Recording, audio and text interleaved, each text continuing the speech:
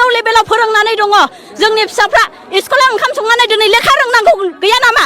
जोंनि forest department आरो service प्रभाइडारफोरा गोसो मोदोम जिउ होनानै नाजाबोबाय थादों प्राइमारि एজন সদস্যই মানে স্টপ ননসেন্স টপিক মনে মনে থাক বুলি ক'লে কিন্তু তেওঁলোকে इन्ट्र' भिडिअ जायफोरखौ नुदों जोङो दान्दिसे उनाव नायलांबाय थागोन दा गिबियावनो बयनिसिमबो आंनि खुलुमनायखौ जासिहरबाय लोगोसेनो मिजिंथियो नोंथांमोन बयबो मोजाङै दङ आरो लोगोसेनो मिजिंथिबावो नोंथांमोना भिडिअखौ जोबजासिम नायगोन आरो चेनेलखौ जुदि अनसायोबा साबस्क्राइब खालामनानै लागोन होननानै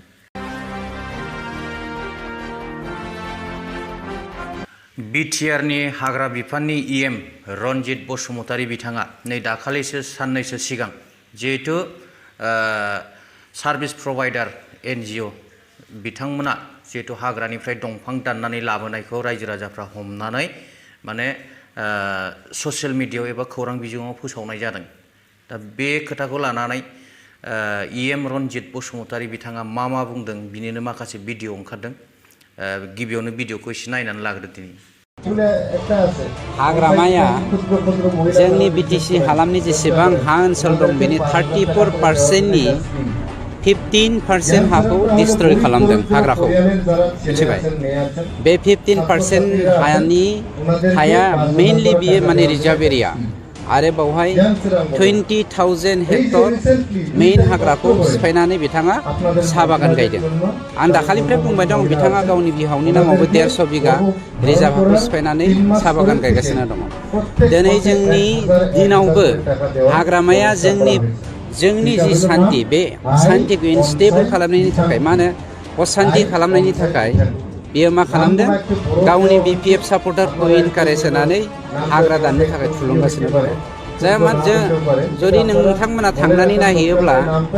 जों हल्टुगावनि उल्टापानि एरियायाव दिनैबो बिपिएफनि महा लिडारफोरनि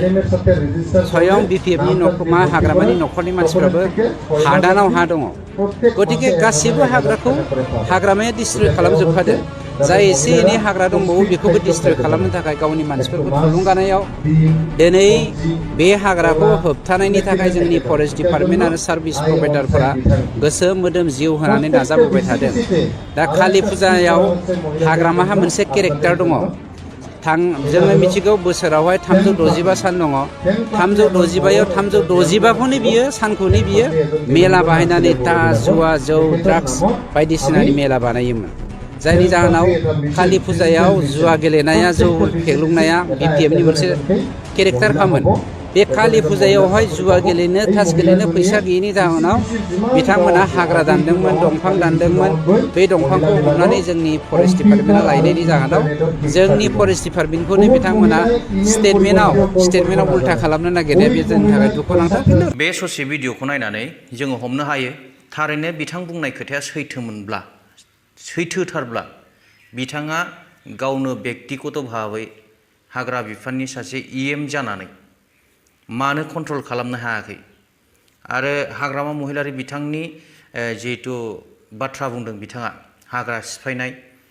बा हाग्राखौ सिफायनानै साहा बागान खालामनाय जुदि इलिगेल थारबा मानोथो मोखां नायबाय थादों दम दङब्ला नोंथांमोनानो सरकाराव दङ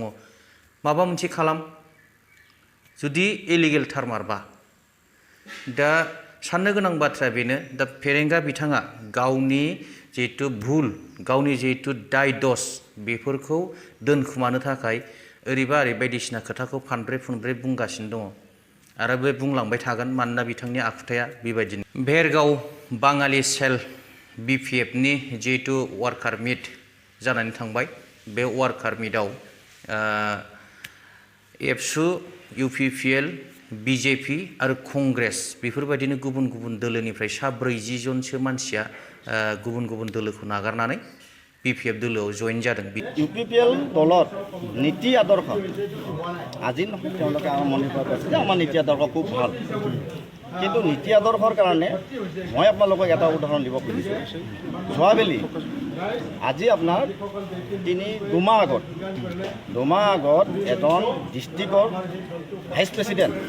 তেখেতক প্ৰাইমাৰীত এজন সদস্যই মানে ননসেন্স টপিক মনে মনে থাক বুলি ক'লে কিন্তু তেওঁলোকে কোনো পদক্ষেপ নল'লে সেকেণ্ড কথা মই জেনেৰেল ছেক্ৰেটাৰী থকাত মোৰ ব্লকৰ প্ৰেচিডেণ্টৰ মোবাইলত এজন প্ৰাইমাৰীৰ সদস্যই মোক কুকুৰৰ পোৱালি বুলি গালি পাৰিলে কিন্তু এইখিনি কৰাটো তেওঁলোকে কি কৰিলে আজিলৈকে মই ডিষ্ট্ৰিক্ট কমিটিক জনালোঁ ব্লক কমিটিক জনালোঁ ইউথক জনালোঁ তেওঁলোকে আজিলৈকে কোনো পদক্ষেপ নল'লে মই মনত বৰ দুখ পাইছোঁ কাৰণ এটা পদবীত থকাৰ পিছত নীতি আদৰ্শ থকাৰ পিছত এজন প্ৰাইমাৰীৰ সদস্য এজনে মোক কুকুৰ পোৱালি বুলি গালি কিয় পাৰিব লগা হ'ল এইখিনিক লৈ পেলাই মই দুখ পাই তেওঁলোকক বিচাৰ দিছিলোঁ তেওঁলোকে আজিলৈকে বিচাৰ নকৰিলে তাৰ ফলত মই আজি ইউপিপিএল দল বাদ দি মই বিপিএল দলত নীতি আদৰ্শ চাই মোৰ সতীৰ্থসকলক লগত লৈ মই জেনেৰেল ছেক্ৰেটাৰী আছোঁ ব্লক কমিটি আৰু এটা কথা মই আপোনালোকক ক'ম আজি মই মোৰ শুভাকাংক্ষী তেওঁলোকক লৈ মই জইন কৰিলোঁ অনাগত দিনত আহি থকা সময়ত প্ৰায় 2000 কৰ্মীক মই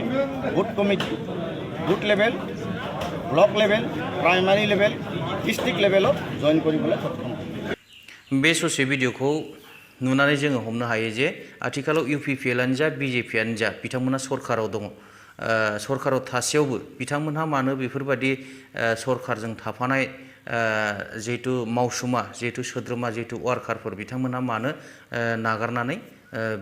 बिरोधी दलाव थानाय जिहेतु बिपिएफ बेयाव मानो फैनो गोनां जाखो बेनि